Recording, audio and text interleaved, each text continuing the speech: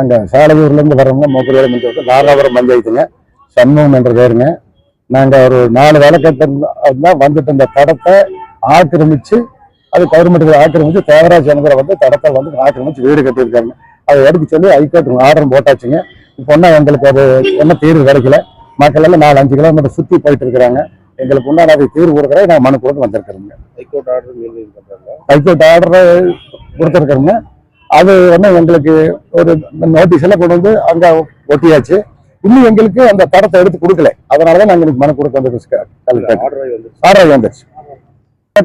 ஸ்கூலுக்கு போறவங்க, பெரியவங்க வர்றவங்க எல்லாருமே, வேலைக்கு போறவங்க எல்லாருமே அந்த தரத்துல தான் வந்துட்டு இருந்தோம். அதை அவன் ஆக்கிரமிச்சு பண்ணதுனால எங்களுக்கு அந்த தரத்துல 4 கிலோமீட்டர் சுற்றி வர வேண்டியது இருக்கு. அதனால எங்களுக்கு உடனடியாக எங்களுக்கு அந்த தரத்தை எடுத்து கொடுக்கறதாக தான் நாங்கள் இன்னைக்கு வந்து கம்பெனி கூட வந்திருக்கோங்க. சரி, இன்னைக்கு நம்ம மனு மட்டும் கொடுத்துருக்கோம். மாவட்ட இப்போ தாசில்தார் கூட கொடுத்துருங்க, உடனடியாக நாங்கள் எடுத்து தர்றோங்க அப்படின்னு சொல்லியிருக்காரு. தாசில்தார் பேசிட்டு வர்றோங்க. ஹைகோர்ட் ஆர்டர் காப்பிங்க இது.